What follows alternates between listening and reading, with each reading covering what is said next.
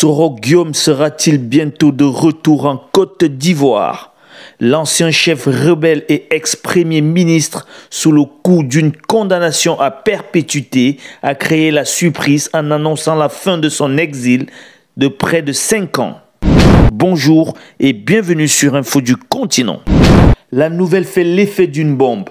L'ancien chef rebelle et ex-premier ministre ivoirien Guillaume Soro est bien décidé à rentrer de son exil de près de 5 ans du continent. Du moins, c'est ce qu'il a annoncé ce dimanche 12 novembre dans une courte vidéo postée sur X, sans toutefois préciser dans cette déclaration officielle s'il comptait rejoindre la Côte d'Ivoire où il est sous le coup d'une condamnation à perpétuité.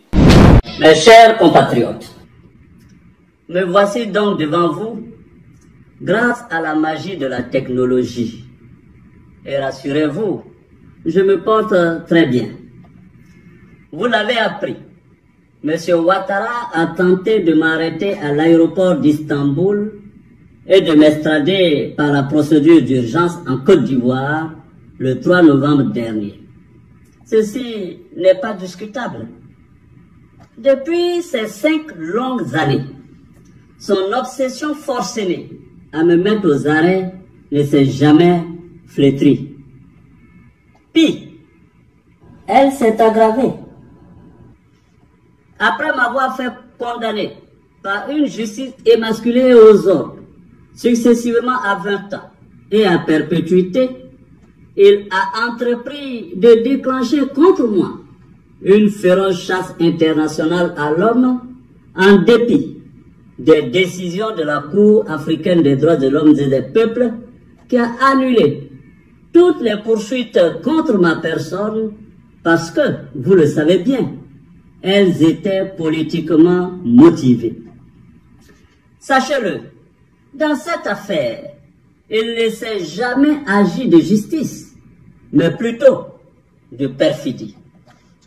En effet, déjà dans le courant de l'année 2020, précisément au mois de novembre, il a exigé de la France où je résidais mon arrestation et mon extradition.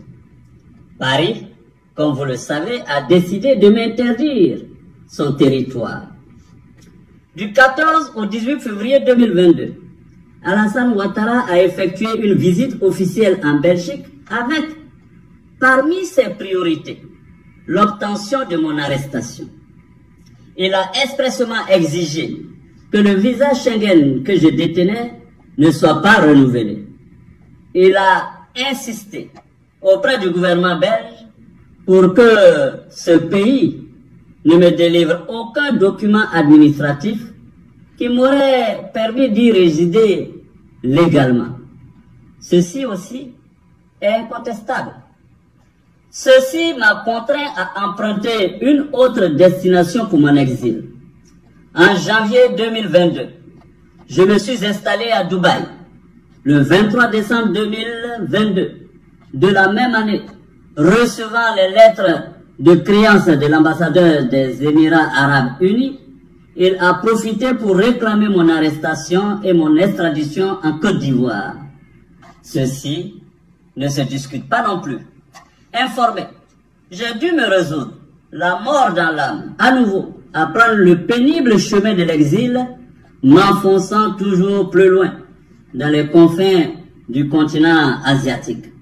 Chers compatriotes, la dernière tentative d'arrestation opérée à Istanbul démontre, si besoin en était, que le seul lieu de repos paisible que M. Ouattara me réserve est bien le cimetière.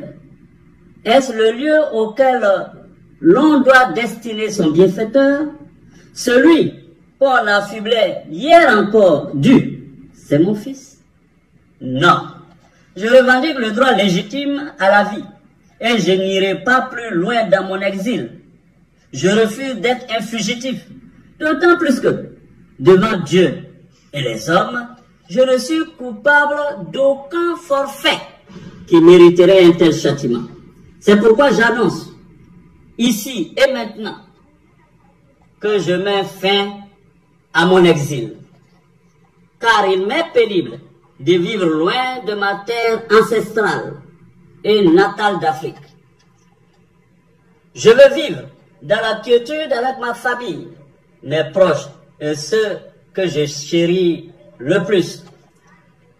Je veux pouvoir contribuer à la réconciliation des fils et des filles de mon pays et apporter ma pierre à l'édification de la paix, de la concorde entre les peuples d'Afrique. Vive la Côte d'Ivoire, je vous remercie. Rappelons que l'homme qui, depuis, est devenu l'opposant le plus virulent de la Côte d'Ivoire a été reçu ce lundi 13 novembre 2023 par le général Abdourahmane Tiani, le chef de la junte militaire nigérienne. La rencontre ne devrait pas manquer de faire couler beaucoup d'encre dans la région, tant les deux hommes incarnent à des degrés divers la déstabilisation d'un ordre qui semble être établi. Restez connectés sur Info du Continent pour être toujours plus près de l'actualité.